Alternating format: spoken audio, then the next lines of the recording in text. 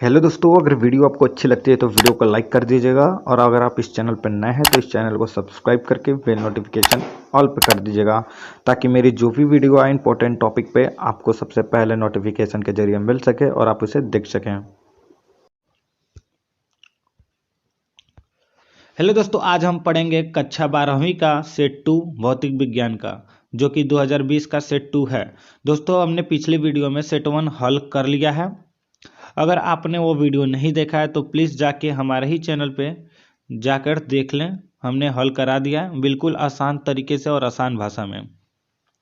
दोस्तों, उसमें हमने क्या किया है, 30% लेस करके सारा हल किया है। जो इस साल नहीं पूछेगा वो हमने नहीं पढ़ा है, जो इस साल पूछेगा वही पढ़ा है। ठीक है, तो उस वीडियो को देखना ना भूलें।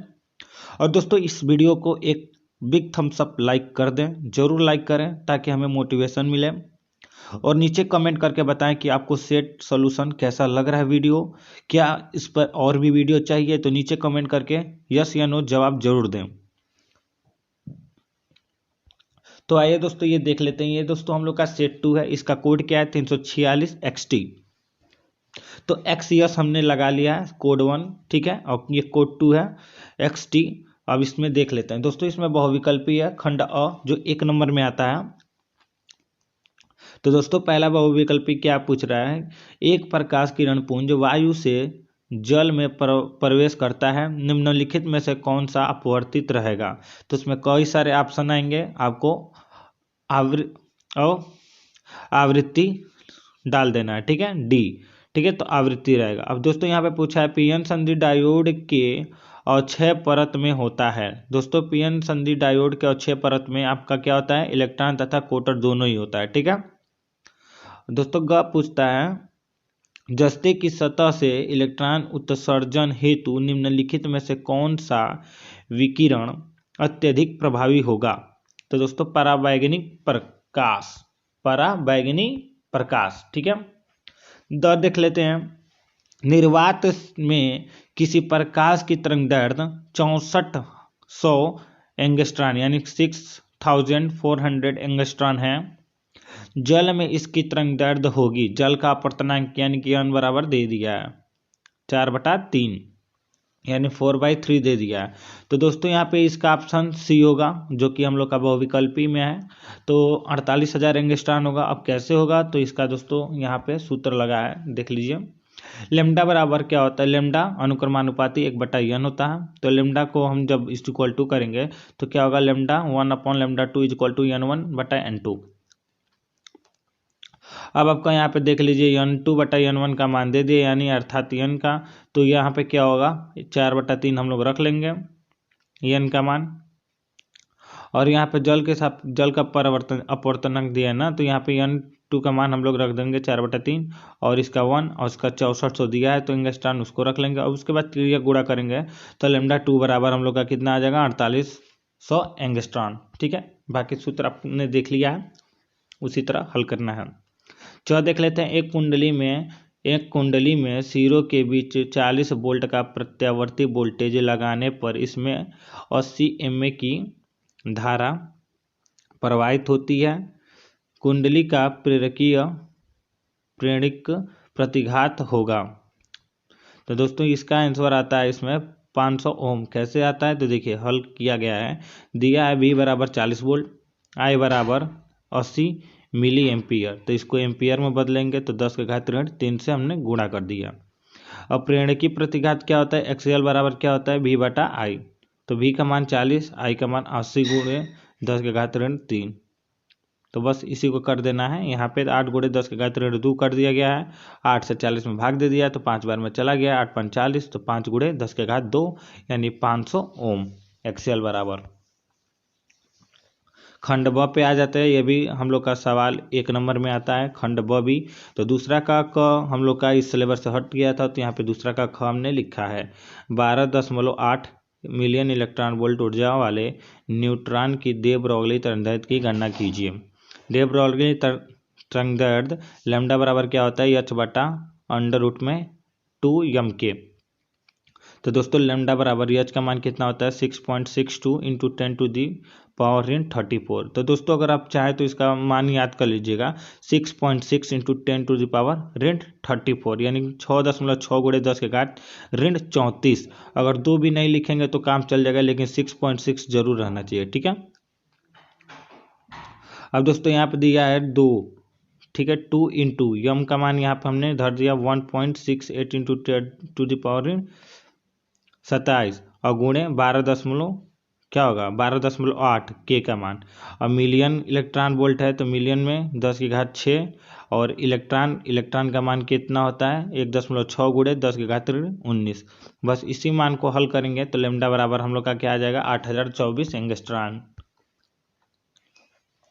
और दोस्तों ग में क्या लिखा है, गॉस का प्रमेय क्या है, तो इसको मैंने पहले ही बता दिया। गॉस का प्रमेय किसी बंद पृष्ठ से गुजरने वाला वैद्युत फ्लक्स फाई ई उस पृष्ठ द्वारा प्रतिबद्ध कुल आवेश क्यू का 1/एप्सिलॉन गुना होता है, अर्थात फाई ई बराबर Q/एप्सिलॉन नॉट। घ देख लेते, एक तरंगदैर्ध्य वाली एक्स किरणें की आवृत्ति क्या होगी। आवृत्ति बराबर V बराबर C बटा लैम्डा। C का मान मालूम ही है, लैम्डा का मान मालूम ही है, एंगस्ट्रॉन, 1 एंगस्ट्रॉन। तो इसको बस ऐसे ही करके हर्ज, और इसका मात्रक क्या होता है हर्ज, ये हमने सेट 1 में भी देखा है, ऐसा सवाल लगाया उसी सूत्र पे ये चीज़ आया। इसीलिए हम कहें कि 2020 का सेट हल करना बहुत ज़रूरी है। अगर आपने PDF इसका अभी तक नहीं लिया है मेरे से तो ज़रूर नीचे लिंक है उस पर जाएं, क्लिक करें। बाकी आप समझ लीजिएगा कैसे PDF लेना है, उसमें पूरा विस्तार से बताया हूँ, ठीक है। ड पे आ जाते हैं। प्रकाश विद्युत प्रभावी में सतबद्धता विभव यानी अंतक वोल्टता से क्या तात्पर्य है, यानी अंतक वोल्टता का आपको यहाँ पे लिखना है। तो दोस्तों एक बात बता दूं, अंतक वोल्टता को निरोधी विभव कहते हैं। यहाँ बच्चे कंफ्यूज हो जाते हैं, अगर परीक्षा में आ जा रहा है अंतक वोल्टता से क्या तात्पर्य, तो आप कंफ्यूज हो जाएंगे कि यहाँ पे कौन सा हमें परिभाषा लिखना है। तो उसी को हम बता रहे हैं, निरोधी विभव को ही अंतक वोल्टता कहते हैं, ठीक है। तो यहाँ पे डिफिनीशन लिख लेंगे, निरोधी विभव धन प्लेट पर लगाया गया वह न्यूनतम ऋणात्मक विभव है जिस पर प्रकाश विद्युत धारा शून्य हो जाती है, इसे V0 से प्रदर्शित करते हैं। हाइड्रोजन के वक्र क्रम यानी स्पेक्ट्रम में कौन सी श्रेणी परावैज्ञानिक भाग में पाई जाती है, तो लाइमन श्रेणी। बस एक लाइन में सारा एक एक नंबर का था, तो हमने एक एक लाइन में आंसर दे दिया, जैसे कि आपने देख लिया। अब आता है 2 नंबरों का सवाल, खंड स। तीसरा का किसी उत्तेजित हाइड्रोजन परमाणु में इलेक्ट्रॉन की ऊर्जा -3.4 इलेक्ट्रॉन वोल्ट है। इलेक्ट्रॉन का कोणीय संवेग की गणना कीजिए। यनवें ऊर्जा स्तर में En बराबर क्या होता है -13.6 बटा n² is equal to n का मान 1 धर लेते हैं। तो n का मान 1 नहीं, यहाँ पे आपको n² दिया है ना, तो यहाँ पे आपको n बराबर अभी रखना है, ठीक है। तो आपको n बराबर यहाँ पे इसको इज इक्वल टू करके कितना दे दिया -3, यानी En का मान दिया है -3 इलेक्ट्रॉन क्या कहते हैं En का मान दिया कितना -3.4 इलेक्ट्रॉन वोल्ट, और इसका मान ये होता है। तो बस इसी को जब हम करेंगे तो n का यहाँ से n² का मान हमें प्राप्त हो जाएगा। तो देखिए माइनस से माइनस कट जाएगा, n² बराबर हो जाएगा 13.6 बटा 3.4। इसको काटेंगे 4 आएगा, यानी अर्थात n बराबर क्या होगा 2। अब कोणीय संवेग क्या होता है J बराबर NH बटा 2 n का मान मालूम ही हो गया, और h का मान हमने क्या कहा था कि 6.6 इंटू 10⁻34। ये चीज़ याद रखिएगा, बस वही मान रखा गया। 2 गुणे पाई का मान 3.14 रख दिया गया, इसको हल कर दिया गया। आंसर कितना है 2.1 गुणे 10⁻34 यानी 2.10 कहिए या फिर 2.1 कह लीजिए, ठीक है। इसका मात्रक क्या है जूल सेकेंड है। नेक्स्ट आते हैं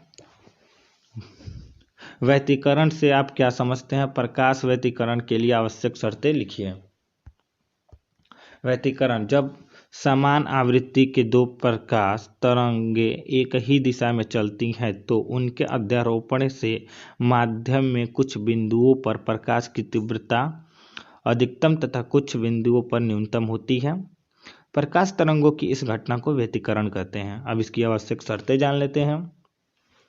तो पहला है दोनों प्रकाश स्रोत काला संबद्ध होना चाहिए, दोनों तरंगों की आवृत्ति तथा तरंगदैर्घ्य बराबर होनी चाहिए, दोनों तरंगों के आयाम बराबर होने चाहिए, प्रकाश के दोनों स्रोत के बीच दूरी कम होनी चाहिए। बस इसके 4 हम लोग लिख लेंगे आवश्यक शर्त, बस ये हम लोग का हो जाएगा 2 नंबर। अब देख लेते हैं ग। एक गोलाकार चालक की त्रिज्या 9.0 सेंटीमीटर है, इसकी धारिता तथा ये कहाँ से, ठीक है, इसके धारिता तथा उस आवेश की गणना कीजिए जिससे इसका विभव 1000 वोल्ट हो जाए। तो दोस्तों आप इसका उत्तर जान लेते हैं हम। तो दोस्तों इसमें दिया क्या है, आर बराबर 9 सेंटीमीटर, इसको मीटर में बदल लेंगे, विभव दिया 1000 वोल्ट, इसको ऐसे ही छोड़ देंगे। ठीक है, अब गोलाकार चालक की धारिता बराबर क्या होता है, सी बराबर 4 pi epsilon not into R. तो देखिए यहाँ पे 4 पाई एप्सिलॉन नॉट है, जबकि हम लोग का एक सूत्र होता है 1/4 पाई एप्सिलॉन नॉट बराबर 9 गुणे 10 के घात 9। तो यहाँ पे तो पहले हम आर का मान लिख ले रहे हैं, जब आपको तिर्यक गुणा करेंगे, जैसे कि आपको मैं समझा रहा हूँ, ध्यान से देखिए। यहाँ पे सी बराबर क्या दिया है, 4 pi epsilon not into R. तो आर का मान मालूम है आपको, त्रिज्या कितनी है 9 सेंटीमीटर, इसको मीटर में बदले तो कितना हुआ 9 गुणे 10 के घात ऋण 2। ठीक है, अब यहाँ पे ये चीज़ हो गया, तो अब हमको 4 पाई एप्सिलॉन नॉट का मान चाहिए। तो हमें 4 पाई एप्सिलॉन नॉट का मान पहले से ही मालूम है। कैसे मालूम है, जब हम लोग ज्ञात करते थे बल वाला, तो जैसे कि वहाँ पे क्या आता था, 1/4 pi epsilon not is equal to क्या होता था, 9 गुणे 10 के घात 9। तो जब हम इसको तिर्यक गुणा करेंगे, मतलब 4 पाई एप्सिलॉन नॉट को उधर भेजेंगे और 9 गुणे 10 के घात 9 को नीचे लाएंगे, तो बस वही चीज़ लिखा गया, उसको नीचे लिखा गया। देखिए यहाँ पे 9 गुणे 10 के घात 9। तो बस इसी चीज़ को हल करेंगे तो हम लोग का 10 के घात 11 फैराड आएगा, जिसको हम लोग पिको फैराड भी कहेंगे, 10 पिको फैराड, 10 पिको फैराड। अब यहाँ पे आवेश ज्ञात करना है, तो आवेश बराबर क्या होता है, क्यू बराबर सी बटा वी, सी इंटू वी। तो क्यू बराबर सी भी होता है, तो सी का मान रख लेंगे 10 के घात 11 और भी का मान रख देंगे 10 के घात 3, यानी कि 1000। तो बस वही कुलाम आ जाएगा, 10 के घात 8 कुलाम आंसर आ जाएगा। अब दोस्तों यहाँ पे चित्र में देखिए, चित्र में दिखाया गया कि संधारित्र में संचित ऊर्जा ज्ञात कीजिए। तो यहाँ पे 2 ओम है, 5 ओम है, 3 ओम है। तो ये तीनों क्या है, श्रेणी क्रम में, तो इनको जोड़ लेंगे। और यहाँ पे सी का मान दिया गया 2 माइक्रो फैराड। ठीक है, तब यहाँ पे देखिए क्या होता है, जब हम लोग इन तीनों को श्रेणी क्रम में है तो जोड़ेंगे तो क्या होगा, 2 धन 3 धन 5 यानी 10 ओम हो जाएगा। ठीक है, तो परिपथ का कुल प्रतिरोध कितना होगा, 10 ओम। अब आएंगे तो यहाँ पे करेंगे, परिपथ में सिरों पर लगा कुल विभवांतर क्या होता है, V बराबर I इंटू आर। तो V का मान कितना है, 2 गुणे 10 यानी 2 वोल्ट है, और 10 प्रतिरोध है, यानी कि 2 एम्पियर है और 10, तो हम लोग का कितना हो गया वोल्ट, विभवांतर 20 वोल्ट। अब कैसे, धारा I 2 एम्पियर दिया था और यहाँ पे प्रतिरोध कितना है, 10 है, तो यहाँ पे 2 गुणे 10 करेंगे तो 20 वोल्ट आ जाएगा। तो संधारित्र प्रतिरोधों के संयोजन के समांतर क्रम में, अतः संधारित्र के सिरों पर विभवांतर V बराबर 20 वोल्ट होगा। अब हमें क्या करना है, संधारित्र में संचित ऊर्जा ज्ञात करना है। ये जूम क्यों हो गया, बड़ा करना है तो ठीक है, यहाँ पे नीचे थोड़ा सा आएगा। अब यहाँ पे संधारित्र में संचित ऊर्जा क्या होता है, U बराबर 1/2 CV स्क्वायर। तो C का मान दिया था 2 पिको फैराड, तो 2 पिको फैराड नहीं था, 2 माइक्रो फैराड था। तो माइक्रो फैराड को जब हम फैराड में चेंज करेंगे तो 10 के घात 6 से गुणा करेंगे, तो वही लिखा गया 1/2 गुणे 10 के घात 6 इंटू 20 का स्क्वायर। बस इसी को हम लोग हल करेंगे तो यहाँ पे आएगा U बराबर 4 गुणे 10 के घात 4 जूल। तो दोस्तों अब खंड द देख लेते हैं, क्योंकि ये हम लोग का 3 नंबर का सवाल है। विद्युत परिपथ के लिए किरचॉफ का नियम लिखिए और इसकी व्याख्या कीजिए।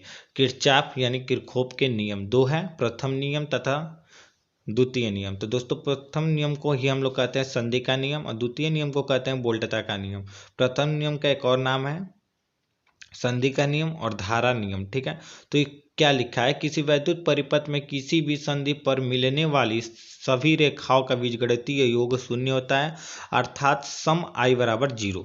सम I यहाँ पे क्यों लिखा है, क्योंकि इसमें I1 I2 dot dot dot बहुत से I1 I2 मतलब बहुत हैं, तो इसीलिए इसको सम कर दिया गया। तो इसलिए एक लाइन में लिख लेंगे सम I बराबर 0। तो I1 plus I2 minus I3 minus I4 minus I5 is equal to 0, या फिर I1 plus I2 is equal to I3 plus I4 plus I5। Kirchhoff का पहला नियम आवेश के संरक्षण को व्यक्त करता है, इसे धारा नियम भी कहते हैं। द्वितीय नियम या वोल्टता का नियम, अब इसे भी जान लेंगे। तो I1, खैर आपको प्रथम नियम तो समझ में आ गया होगा। अब द्वितीय नियम पढ़ लेते हैं। किसी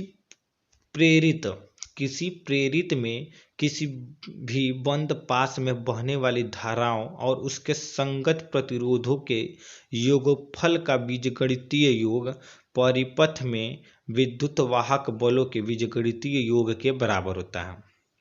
अर्थात sum IR equal to sum E। बंद पास में I1 R1 minus I2 R2 equal to E1 minus E2। द्वितीय बंद पास में E2 R2 I2 R2 plus bracket में I1 प्लस I2 ब्रैकेट बंद R3 इक्वल टू E2।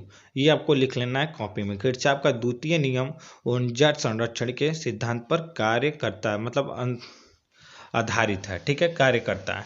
तो दोस्तों ये प्रश्न में हमने ये वाली पहले चीज़ें बता दी हैं। जैसे कि इस प्रश्न में पूछा था वैद्युत चुंबकीय प्रेरण संबंधी फैराडे का नियम लिखिए, तो ये चीज़ें हमने सेट 1 में बता दिया, तो इसको फिर बताने का कोई ज़रूरत है नहीं। तो अगर आप वो वीडियो देख लेते तो ठीक है, अच्छी बात है। अब उसके बाद इसमें पूछा एक परिनालिका के स्वप्रेरकत्व गुणांक का सूत्र प्राप्त कीजिए। तो देखिए क्या होता है। तो दोस्तों पहले आपको एक परिनालिका लेनी है, ठीक है, तो उसमें n फेरे हो जाएंगे, ठीक है, और उस परिनालिका का क्षेत्रफल कितना होगा, a होगा, और l लंबाई की परिनालिका हमने ले लिया, बस वही चीज़ लिखा है। माना एक लंबी परिनालिका जिसकी लंबाई l तथा प्रतिच्छेद क्षेत्रफल a है, परिनालिका पर फेरों की संख्या n है, तब प्रति एकांक लंबाई में फेरों की संख्या n बराबर कैपिटल n बटा यल, ठीक है, कैपिटल n बटा यल है, ठीक है। यहाँ पे n यल हो गया है, यहाँ पे ध्यान देंगे तो आप, जबकि यहाँ पे क्या होगा, n बराबर कैपिटल n बटा यल, ठीक है, यल है आपका, ठीक है। तो ये चीज़ ध्यान में रखिएगा। ये क्या होता है, हम लोग जब DOC फाइल से हम लोग जब PDF बनाते हैं तो हम लोग का जब सेव करते हैं ना, तो ये हम लोग का ऊपर नीचे थोड़ा हो जाता है, जैसे कि आपको पिछली वीडियो में भी बताया था। अब आगे देख लेते हैं क्या कह रहा है। माना परिनालिका में वैद्युत धारा I बह रही है, आपका परिनालिका में क्या बह रहा है, वैद्युत धारा I बह रहा है, ठीक है। तब परिनालिका के अंदर चुंबकीय क्षेत्र क्या होगा, तो चुंबकीय क्षेत्र क्या होगा, B बराबर mu zero n I, n का मान रख लेंगे, म्यू जीरो n बटा यल I, इसको समीकरण 1 मान लेते हैं। परिनालिका के प्रत्येक फेरों में चुंबकीय फ्लक्स फाई बी हो, तब परिनालिका के n फेरों के चुंबकीय फ्लक्स n फाई बी होगा। अब दोस्तों n फाई बी, अब फाई बी बराबर क्या होता है, b है, तो यहाँ पर हम लोग क्या लिख सकते हैं, n phi B equal to n B है। समीकरण 1 से b का मान रखने पर, तो दोस्तों b का जब मान इसमें पुट करेंगे तो हम लोग का क्या होगा, n phi B equal to n mu zero n बटा यल इंटू आई है। तो यहाँ पे देखिएगा n से n मिल के क्या होगा, n स्क्वायर हो जाएगा, ठीक है। तो वही चीज़ लिख देंगे, n स्क्वायर म्यू जीरो आई ए बटा यल। अतः परिनालिका का स्वप्रेरकत्व यानी स्वप्रेरकत्व यल बराबर, तो यल बराबर कितना होगा, बस वही चीज़ लिख देना है। तो यल बराबर कितना होता है, n फाई बी बटा आई। अब बस जब n फाई बी का मान अब यहाँ पे रखेंगे तो हम लोग का क्या हो जाएगा, n स्क्वायर न्यू जीरो आई ए बटा यल आई। अब दोस्तों यहाँ पे देखिए, जब यहाँ पे हो गया तब मान लीजिए एकांक धारा में जब हम लोग लिखेंगे, एकांक धारा में मतलब जब I का मान 1 होगा तब यहाँ पे क्या होगा, यल बराबर प्रेरकत्व n स्क्वायर म्यू जीरो ए बटा यल, ठीक है, ये आपका लंबाई है यल। तो बस यही सूत्र आपको धारावाही परिनालिका की तो आपको पता चल गया, तो बस ऐसे ही हल कर देना है। अब दोस्तों ड कहता है एक समान चुंबकीय क्षेत्र में लंबवत प्रवेश करने वाले अल्फा कण तथा प्रोटॉन के वर्गों का अनुपात 1:3 है। क्षेत्र में प्रवेश करने के बाद ये विभिन्न वृत्ताकार पथों पर गति करते हैं, उनके वृत्ताकार पथों की त्रिज्याओं का अनुपात ज्ञात कीजिए। यहाँ पे देखिए अल्फा तथा प्रोटॉन कण दिया है जिसका अनुपात 1:3 है, तो हम लोग क्या लिख सकते हैं, V अल्फा रेशियो VP, यानी कि अल्फा डिनोट करता है अल्फा कण और P डिनोट करता है प्रोटॉन, तो इसका रेशियो कितना, 1:3।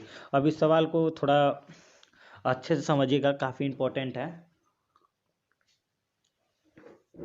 ठीक है दोस्तों, तो यहाँ पे देखिए एक अल्फा कण में क्या होता है, 2 इलेक्ट्रॉन होते हैं, मतलब उसके आवेश में। ठीक है, तो क्यू है, क्यू अल्फा क्या होता है 2e, और क्यू प्रोटॉन होता है e। अब इसका यम देख ले अगर द्रव्यमान यम, तो अल्फा का द्रव्यमान 4 यम होता है, यानी अब जो भी समझ लीजिए। तो यहाँ पे यम प्रोटॉन का देख लें तो ये 4 होता है, यहाँ पे 1 होता है, यानी जो इसका द्रव्यमान होता है ना, प्रोटॉन का द्रव्यमान अल्फा के द्रव्यमान का 4 गुना होता है। मतलब अल्फा का द्रव्यमान क्या है, 4 गुना है प्रोटॉन के द्रव्यमान से। वही यहाँ पे प्रोटॉन का इलेक्ट्रॉन जो है वह दुगुना है अल्फा का इलेक्ट्रॉन। प्रोटॉन से मतलब प्रोटॉन से अल्फा का दोगुना है इलेक्ट्रॉन। तो वही चीज़ यहाँ पे लिखा गया। तो चुंबकीय क्षेत्र में वृत्तीय पथ की त्रिज्या आर बराबर क्या होता है, एम बी बटा क्यू बी। तो एक बार आर अल्फा के लिए रख लेंगे, एक बार आर प्रोटॉन के लिए रख लेंगे। तो अल्फा के लिए रखेंगे तो क्या होगा, यम अल्फा भी अल्फा क्यू अल्फा बी आपका सेम रहेगा। ठीक है, तो वही चीज़ यहाँ पे लिखा गया है। तो यहाँ से देखिए जब बी से बी कट जाएगा तो आपका केवल बचेगा यम अल्फा भी अल्फा क्यू अल्फा। अब चूंकि भी अल्फा का मान दिया है, भी प्रोटॉन का मान दिया है, और यम अल्फा का मान भी हम लोग लिख दिए हैं। बस आपको ऐसे ही मान रख लेना है। ठीक है, और मान रख लेंगे ना तो आपका आर अल्फा और बटा आर प्रोटॉन यानी कि इक्वल टू कितना हो जाएगा 2/3। और इसी को जब रेशियो में करेंगे तो 2:3 हो जाएगा, यानी 2/3 यानी 2:3। तो बस ऐसे ही कर लेना है। जब उसको आप कॉपी लगाएंगे ना तो आपको आसानी से समझ में आ जाएगा। दोस्तों 5वां का क्या कहता है, देखिए अल्फा कण के प्रकीर्णन के प्रयोग के आधार पर रदरफोर्ड का मॉडल लिखिए। तो देख लीजिए ये रदरफोर्ड का अल्फा कण प्रकीर्णन है। रदरफोर्ड के परमाणुओं की सही संरचना जानने के लिए सन 1911 ईस्वी में एक महत्वपूर्ण प्रयोग किया। इसमें रेडियो एक्टिव तत्व पोलोनियम से उच्च गतिज ऊर्जा से निकलने वाली अल्फा कणों को एक बहुत पतले स्वर्ण पत्र पर गिराया जाता है। रदरफोर्ड ने यह पाया कि स्वर्ण पत्र पर से बहुत से अल्फा कण विभिन्न दिशाओं में विक्षेपित हो रहे हैं। रदरफोर्ड ने इस प्रयोग से निम्नलिखित तथ्य प्राप्त किए। पहला, परमाणु का आंशिक मतलब अधिकांश भाग क्या कर रहा है, मतलब या तो कुछ भाग या फिर अधिकांश भाग भीतर से खोखला होता है। ठीक है, उसका अंदर का क्या है, मतलब खोखला होता है, अंदर से खोखला रहेगा। जैसे बॉल होता है ना, गेंद क्रिकेट वाला, तो अंदर से क्या होता है, खोखला होता है, ऊपर से मोटा होता है। तो ये परमाणु का अधिकांश भाग भीतर से खोखला होता है। दूसरा पॉइंट कहता है कुछ अल्फा कण 90 डिग्री यानी कि लंबवत वाला। ठीक है, तो कुछ अल्फा कण 90 डिग्री अथवा अधिक कोण पर प्रकीर्णित होते हैं। इससे यह पता चलता है कि परमाणु का केंद्र धनावेश है, यानी परमाणु का केंद्र क्या है, धनावेश है, ऋणात्मक नहीं है, धनावेश है। इसलिए वह संकड़ों को प्रतिकर्षित करता है। तीसरा पॉइंट कहता है कई अल्फा कणों में से एक अल्फा कण अपने ही मार्ग में वापस आ जाते हैं। इससे निष्कर्ष निकलता है कि परमाणु का अधिकांश द्रव्यमान उसके केंद्र में होता है, जिसे नाभिक कहते हैं। और परमाणु का क्या हो रहा है, अधिकांश द्रव्यमान कहाँ हो रहा है, नाभिक में हो रहा है, उसके केंद्र पर। ठीक है, नाभिक पे होता है, उसके केंद्र पे। ठीक है, जिसको नाभिक कहते हैं।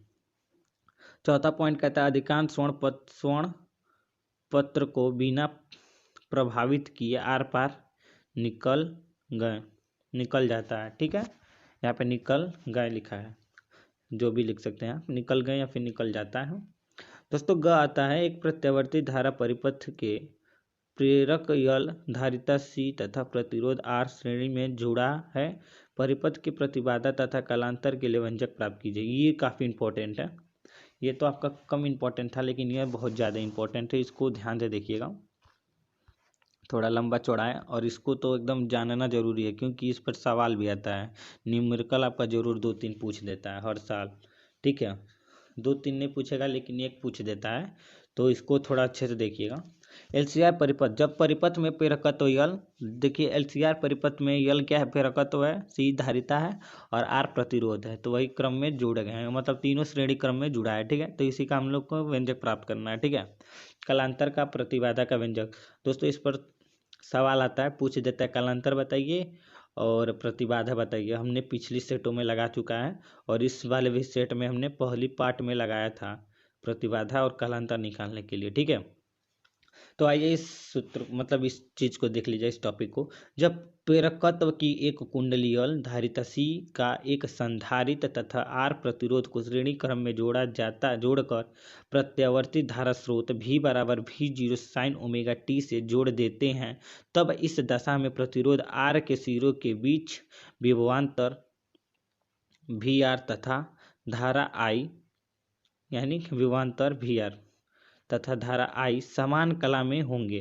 प्रेरकत्व यल के सिरे के बीच प्रेरित विभवांतर VL धारा I के कला में 90 डिग्री अग्रगामी तथा धारिता C के सिरों के बीच विभवांतर VC धारा I के काला में 90 डिग्री पश्चगामी होगा।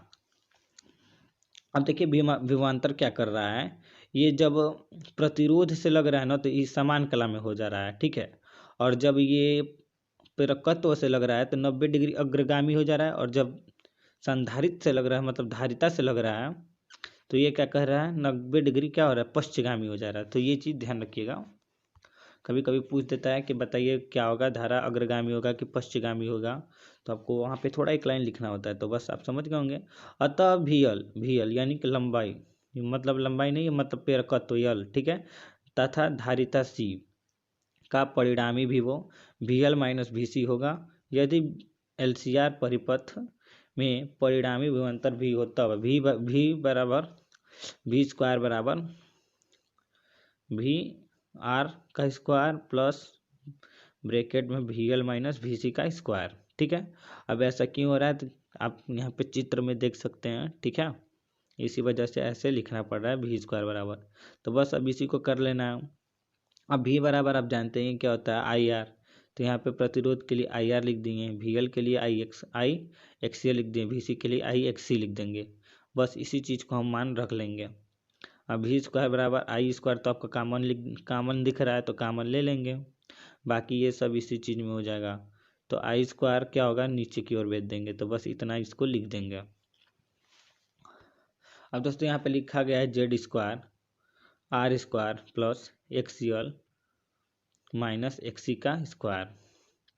अब दोस्तों यहाँ पे क्यों ऐसा हुआ है, क्योंकि एकांक धारा में, तब दोस्तों यहाँ पे Z हम लोग को प्रतिबाधा बताना था, तो देखिए यहाँ पे धारा है और यहाँ पे V स्क्वायर, तो Z बराबर जानते हैं दोस्तों क्या होता है, Z बराबर होता है V बटा I, तो बस उसी स्क्वायर को हमने क्या किया है, Z स्क्वायर के रूप में लिख दिया है। तो Z बराबर क्या हो गया हम लोग का, अंडर रूट में R square plus XL minus XC, जो ये हम लोग का क्या होगा, प्रतिबाधा हो गया। और इसको या फिर ऐसे भी लिख सकते हैं, यहाँ पे सूत्र है। अब यदि वोल्टेज V तथा धारा I के बीच कालांतर फाई हो तब tan phi is equal to VL minus VC बटा VR होता है, और इसका एक और सूत्र होता है XL माइनस XC बटा R, और तीसरा सूत्र आप देख ही रहे हैं ओमेगा L माइनस 1 बटा ओमेगा C बटा R। तो ये तीनों सूत्र होते हैं, लेकिन अधिकतर इसका उपयोग जानते हैं किस सूत्र का होता है, इसका उपयोग ज़्यादा होता है। ठीक है, इस पर ज़्यादा सवाल आता है। थोड़ा स्थिति इसमें देख लेते हैं क्या आता है, ओमेगा L लेस देन, यहाँ पे क्या हो रहा है कि जब ये मतलब बड़ा हो रहा है ना, तो अगर ये छोटा पड़ रहा है तो क्या हो रहा है, tan थीटा क्या हो रहा है, धनात्मक हो जा रहा है, तब क्या हो रहा है, इस दशा में धारा I वोल्टेज V से पश्चगामी होगा, अर्थात परिपथ प्रेरकीय व्यवहार करेगा। अब देखिए पश्चगामी होगा तो प्रेरकीय क्यों व्यवहार कर रहा है, मतलब यल के, तो पहले ही आप पढ़े हैं कि जब यल उसमें आ रहा है, भी यल हो रहा है, तो पर उसका क्या हो रहा है, पश्चगामी हो जा रहा है। जब वो C के साथ मतलब धारिता से व्यवहार करेगा तो क्या होगा, अग्रगामी। ठीक है, यहाँ पे क्या हो रहा है, जब देखिए अग्रगामी होगा, अर्थात यहाँ पे लिखा ओमेगा L 1 बटा ओमेगा C tan फाई ऋणात्मक होगा, तो इस दशा में धारा I वोल्टेज V से अग्रगामी होगा, परिपथ धारितीय व्यवहार करेगी। यदि omega L is equal to 1 बटा ओमेगा C, तब tan फाई का मान 0 होगा। इस दशा में धारा I, वोल्टेज V समान कला में होंगे, प्रतिबाधा में न्यूनतम होगी, परिपथ की प्रतिबाधा न्यूनतम होगी। ठीक है, मतलब अगर ओमेगा यल बड़ा है, मतलब ओमेगा यल बड़ा है 1/ओमेगा सी से, तब क्या होगा, अग्रगामी होगा, और छोटा है तो क्या होगा, पश्चगामी होगा, और बराबर है तो क्या होगा, प्रतिबाधा न्यूनतम होगी। तो बस आपको ज़्यादा इसमें कुछ ध्यान नहीं देना, आपको दो चीज़ हम आपको बता दिए हैं कि इसमें ये चीज़ कोई ज़रूरी नहीं है, स्थिति है इसमें कोई ज़रूरी नहीं याद करना, लेकिन आपको यहाँ पे दो सूत्र है। ठीक है, एक ये वाला है, मोस्ट इम्पॉर्टेंट है, और एक ये वाला है। तो ये दोनों आपको सूत्र याद होने चाहिए। ठीक है, और एक ये भी याद कर लीजिएगा, क्योंकि अब देखिए एक्सएल बराबर होता है ओमेगा यल और एक्सी बराबर होता है 1/ओमेगा सी, ये भी ध्यान रखिएगा। ओके, तो अब आते हैं नेक्स्ट, देख लेते हैं एक और प्रश्न हम लोग देख लेते हैं। +10 डायोप्टर तथा -5 डायोप्टर क्षमता वाले दो पतले लेंस संपर्क में रखे हैं। इस संयुक्त लेंस में 30 सेंटीमीटर की दूरी पर 2 सेंटीमीटर लंबी वस्तु मुख्य अक्ष के लंबवत रखी है। वस्तु के प्रतिबिंब की लंबाई तथा इसकी प्रकृति ज्ञात कीजिए।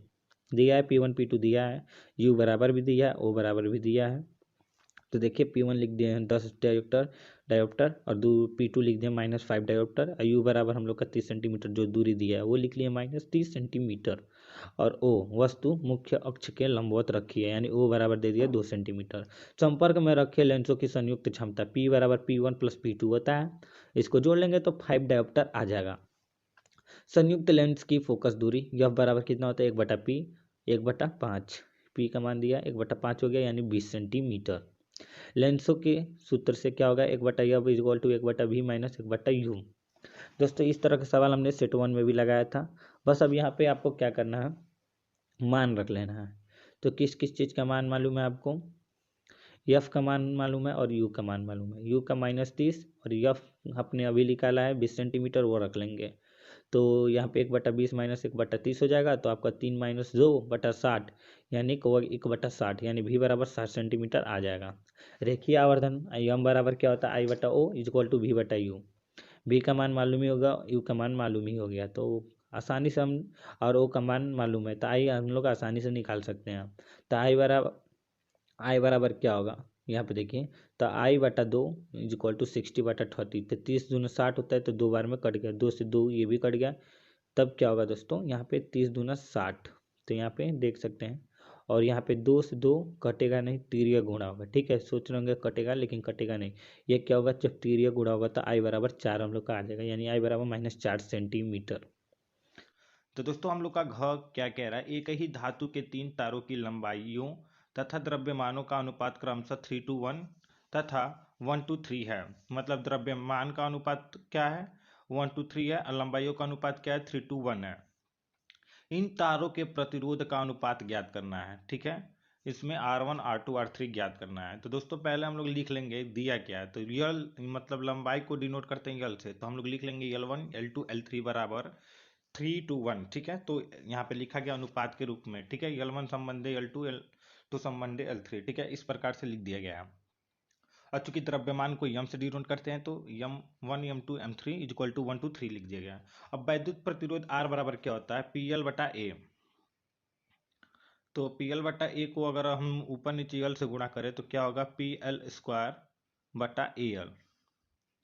और जब AL नीचे होगा तो AL बराबर क्या होता है, हम लोग का V होता है, तो वहीं यहाँ पे V लिख दिया गया है। अब V बराबर क्या होता है, M/D।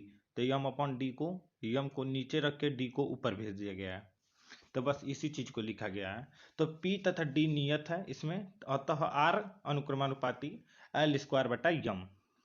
बस अब इसी चीज को हम लोग लिख लिए हैं। और उसके बाद क्या करेंगे, R1 R2 R3 जब अनुपात में करेंगे तो हम लोग का क्या होगा, L1/M1 रेशियो L2/M2 और L3/M3।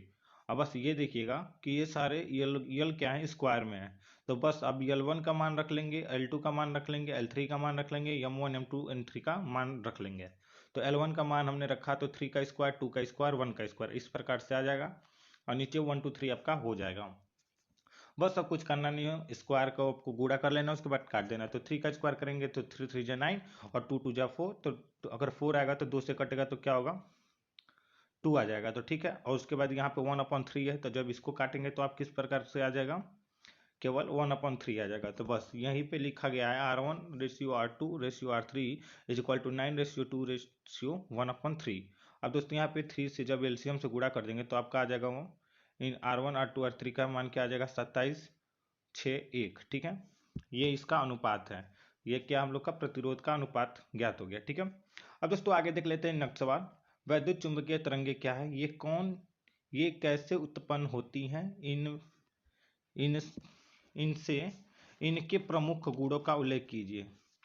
इसमें एक और शब्द जुड़ गया है, इसमें आधा स का ऋण कहाँ से आ गया दोस्तों, यहाँ पे ध्यान न दीजिएगा। ठीक है, इनके प्रमुख गुणों का उल्लेख कीजिए। तो दोस्तों अगर आपको ये पीडीएफ चाहिए तो हमने काफ़ी बता रखा है कि कैसे लेना है।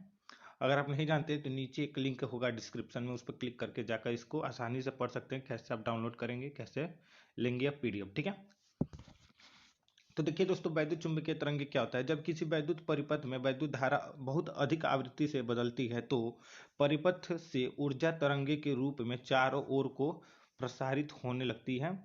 इन तरंगों को वैद्युत चुंबकीय तरंगे कहते हैं। अब इसके प्रमुख गुण जान लेते हैं, वैद्युत चुंबकीय तरंगों के प्रमुख गुण।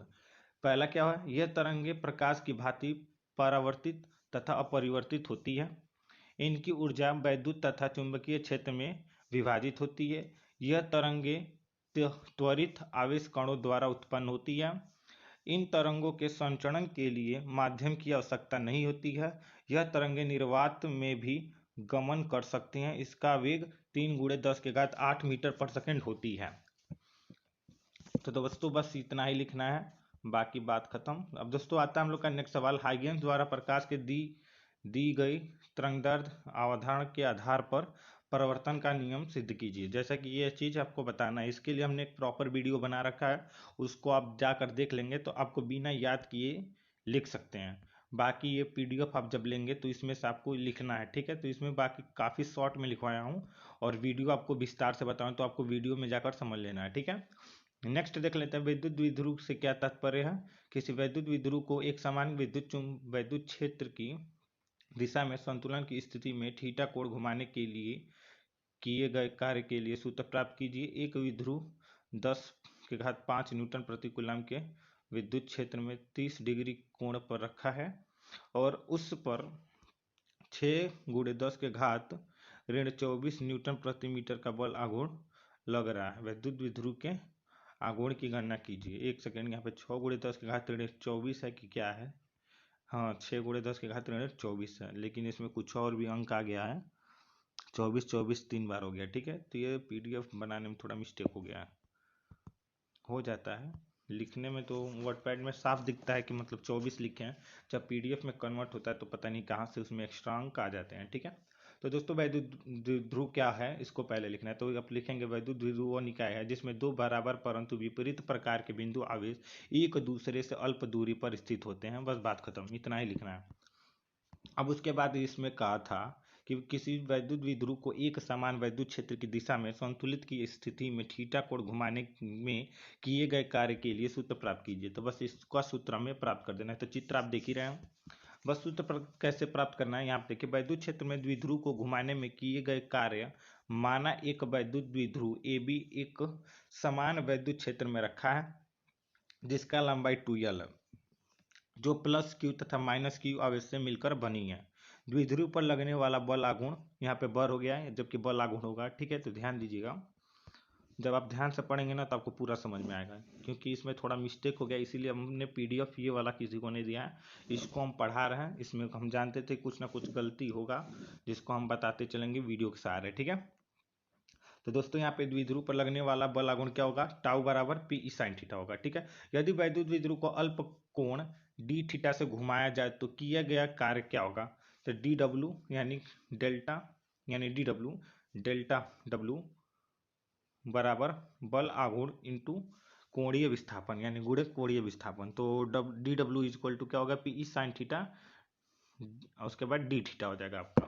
कोणीय विस्थापन क्या होगा हम लोग का, डेल्टा d थीटा। ठीक है, अब इस प्रकार वैद्युत क्षेत्र को थीटा कोण से घुमा दिया जाए तो किया गया कार्य, तो W बराबर क्या होगा, तो देखिए 0 tends to theta PE sin theta into T theta. अब पीई तो आपका बाहर आ जाएगा, और जब साइन थीटा का समाकलन करेंगे तो वो क्या होगा, कॉस थीटा हो जाएगा।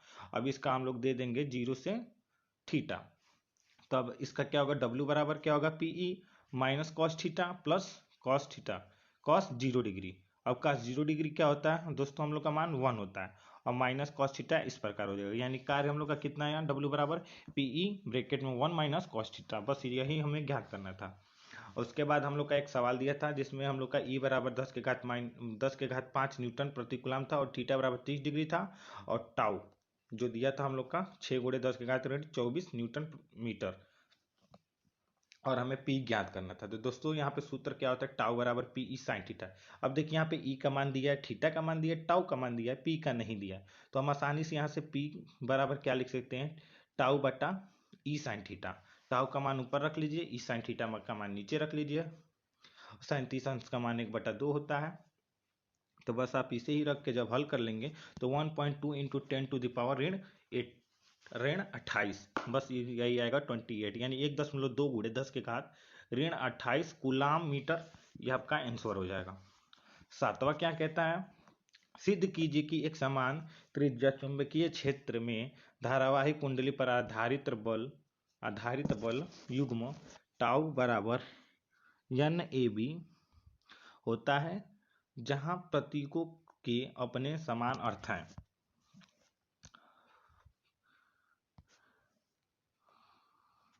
तो दोस्तों यहाँ पे हम लोग लिखेंगे, एक समान चुंबकीय क्षेत्र में आयताकार लूप पर बल आघूर्ण का व्यंजक। माना एक आयताकार लूप PQR यस एक समान चुंबकीय क्षेत्र में लटकाया गया है। लूप की लंबाई L तथा चौड़ाई A है। लूप में धारा I प्रवाहित हो रही है। माना लूप का क्षेत्रफल A तथा लूप में तल पर खींचा गया अभिलंब चुंबकीय क्षेत्र के साथ थीटा कोण बनाता है। तब आयताकार लूप में लगने वाला बल युग्म आघूर्ण टाउ बराबर IAB साइन थीटा। यदि फेरों की संख्या n हो तब क्या होगा दोस्तों, उसमें n से केवल गुणा कर देंगे, यानी n उसमें जोड़ देंगे, यानी टाउ बराबर क्या होगा, NIAB साइन थीटा। इसको समीकरण 1 मान लेंगे। यदि कुंडली का चुंबकीय आघूर्ण m है तब m बराबर NIA। तब देखिए दोस्तों, अगर समीकरण 1 में NIA की जगह पर हम m रख देते तब क्या होगा, टाउ बराबर MB साइन थीटा हो जाएगा। ठीक है, MB साइन थीटा, बस वही लिखा गया समीकरण 1 से, टाउ बराबर MB साइन थीटा। बस हमें यही चीज ज्ञात करना था। अब अथवा में आता है दोस्तों क्या, यंग के द्विरेखा छिद्र प्रयोग में बनने वाली फ्रिंजों की चौड़ाई के लिए व्यंजक व्युत्पन्न कीजिए। दोस्तों ये सेट 1 में हमने ऑलरेडी पढ़ा रखा है, तो इसको पढ़ाने का कोई मतलब नहीं है। हमने उसमें दीप्त फ्रिंज के लिए चौड़ाई ज्ञात किया था, और जो कि इसमें भी वही करना था, फ्रिंजों की चौड़ाई आपको बतानी थी, जो कि हमने इसमें सेम टू सेम वही चीज़ है, इसमें बता दिया, उसमें विस्तार से बताया। तो सेट 1 को आप देख लीजिएगा, ठीक है, पूरा सेट देखिए तभी आपको समझ में आएगा। ठीक है, आठवां क्या कहता है, ट्रांसफार्मर का सिद्धांत क्या है, इसकी कार्यविधि समझाइए। एक आदर्श ट्रांसफार्मर की प्राथमिक एवं द्वितीय कुंडली में फेरों की संख्या क्रमशः 1100 तथा 110 है। प्राथमिक कुंडली में सप्लाई वोल्टेज 220 वोल्ट है। यदि द्वितीय कुंडली से जुड़े यंत्र की प्रतिबाधा 220 ओम हो तो प्राथमिक कुंडली द्वारा ली गई धारा का मान ज्ञात कीजिए। चूंकि दोस्तों आपको पहले ही बता चुका हूँ ट्रांसफार्मर का सिद्धांत क्या होता है, ट्रांसफार्मर अन्योन्य प्रेरण के सिद्धांत पर कार्य करता है।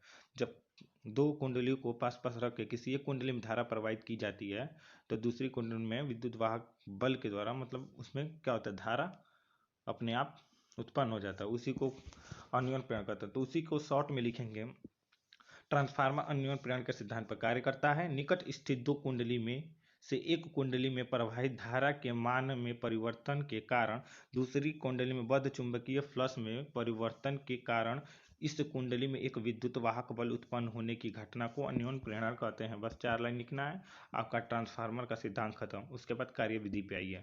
ट्रांसफार्मर की प्राथमिक कुंडली में प्रत्यावर्ती धारा परिवाहित करने का लौह क्रोड चुंबकीय हो जाती है। धारा में प्रत्येक चक्र में क्रोड एक बार एक दिशा में तथा दूसरी बार दूसरी दिशा में चुंबकीय हो जाती है। क्रोड के बार बार चुंबकन व विचुंबकन के कारण उसमें बद्ध चुंबकीय फ्लक्स में निरंतर परिवर्तन के कारण द्वितीयक कुंडली में फ्लक्स परिवर्तन के कारण उसी आवृत्ति का प्रत्यावर्ती विद्युत वाहक बल उत्पन्न हो जाता है। ठीक है, अब दिया गया क्या, एनपी दिया है या नहीं दिया है। एनपी दिया है आपका 1100, एनई दिया है, एनईएस दिया है 110। अब एनपी वीपी क्या दिया आपको 220 वोल्ट और जेडएस दे दिया है 220 ओम। अब सूत्र क्या होता है, एनएस बटा NP is equal to V S बटा वीपी। तो इससे हम लोग वी एस ज्ञात कर लेंगे। तो वी एस बराबर क्या होगा, देख लीजिए। अभी अभी वी एस बराबर क्या होगा, N S into V P बटा एन पी। तो बस यही बात रख लेनी है। तो यहाँ पे देखिए 110 गुणे 220 बटा 1100। तो एक दो जीरो काट दीजिए, 11 दूना 22, यानी 11 दूना 22 वोल्ट आंसर आ जाएगा। तो वी एस बराबर हम लोग को कितना मिलेगा, 22 वोल्ट। अब द्वितीय कुंडली में क्या होता है, वी एस बराबर क्या होता है, I S into Z S. ठीक है, तो इसका क्या होगा, जब हम लोग इसमें आई एस का मान निकालेंगे, मतलब धारा वाला आई, तो क्या आएगा, वी एस बटा जेड एस। तो वी एस का मान दे दिया 22 और जेड एस का मान दे दिया 220। तो यह देखिए 1/10 हो जाएगा, तो यानी 0.1 एम्पियर। तो आई का मान आ गया। ठीक है, अब आदर्श ट्रांसफार्मर के लिए क्या होता है, VP into I P is equal to V S into I S. तो चूंकि आई एस का मान मालूम ही है, वी एस का भी मान मालूम है, वीपी का मान मालूम है, लेकिन आईपी का मान मालूम नहीं है। तो प्राथमिक कुंडली में धारा क्या होगा, आईपी बराबर we S into I S बटा वीपी। 22 गुणे 0.1 बटा 220, यानी 0.01 एम्पियर इसका आंसर आ जाएगा। ठीक है, नेक्स्ट हम लोग देख लेते हैं अथवा। यह लंबाई की एक तांबे की छड़ बी तीव्रता वाले एक समान चुंबकीय क्षेत्र में ओमेगा कोणीय वेग से अपने एक सिरे के परितः घूर्णन कर रही है। सिद्ध कीजिए कि छड़ के सिरों पर प्रेरित विद्युत वाहक बल E बराबर 1/2 ओमेगा बी एल स्क्वायर है। क्योंकि ये चित्र है, देख लीजिएगा। माना यह लंबाई एक छड़ ओपी अपने एक सिरे ओ से परितः ओमेगा कोणीय वेग से एक समान चुंबकीय क्षेत्र बी में क्षेत्र के लंबवत तल के घूर्णन कर रही है। माना घूमती हुई छड़ की किसी क्षण स्थित ओपी है तथा यह dt समय अंतराल में d थीटा कोण घुमाकर OQ स्थिति में आ जाती है। अतः dt समय अंतराल में छड़ द्वारा घुमाया गया क्षेत्रफल d a is equal to 1/2 l into l d theta, यानी कोणीय त्रिभुज ओ पी क्यू का क्षेत्रफल क्या होगा, is equal to 1/2 l square d theta. अतः क्षेत्रफल परिवर्तन की दर डी ए बटा D T is equal to 1/2 l square d theta बटा डी टी, परंतु डी थर्टी बटा D T is equal to omega छड़ का कोणीय वेग। तो समीकरण एक से क्या होगा, डी ए बटा D T is equal to 1/2 l square omega. समीकरण एक किसको लिख लेंगे, छड़ से बद्ध चुंबकीय फ्लक्स फाई बराबर क्या होता है, बी ए। अतः छड़ के घूमने के कारण छड़ में बद्ध चुंबकीय फ्लक्स परिवर्तन की दर डी फाई बटा D T is equal to D B A बटा D T is equal to B D A बटा डी टी। अतः छड़ के सिरों पर प्रेरित विद्युत वाहक बल ई बराबर डी फाइव बटा D T is equal to B D A बटा डी टी। अब यहाँ पे बी डी ए बटा डी टी का मान रखेंगे तो 1/2 एल स्क्वायर ओमेगा हो जाएगा। तो ई बराबर 1/2 बी एल स्क्वायर ओमेगा। समीकरण एक से छड़ में प्रेरित धारा आई इज इक्वल टू ई बटा आर, ई का मान रख लेंगे। तो ई का मान जब रखेंगे उस पर तो क्या होगा, बी एल स्क्वायर ओमेगा बटा 2r, छड़ में प्रेरित धारा। तो दोस्तों यहीं पर हम लोग का सेट 2 समाप्त हो जाता है। बाकी आपको कैसे पीडीएफ प्राप्त करना आप तो जानते ही हैं दोस्तों। यहाँ पे हमारा विजिट कर सकते हैं आप www.ncrtvipnotes.com हमारा वेबसाइट। धन्यवाद आपको वीडियो देखने के लिए, और इस वीडियो को लाइक करके कमेंट कर दीजिए, और फ़ोन पे गूगल पे पर 50 रुपीज़ पेमेंट करके पीडीएफ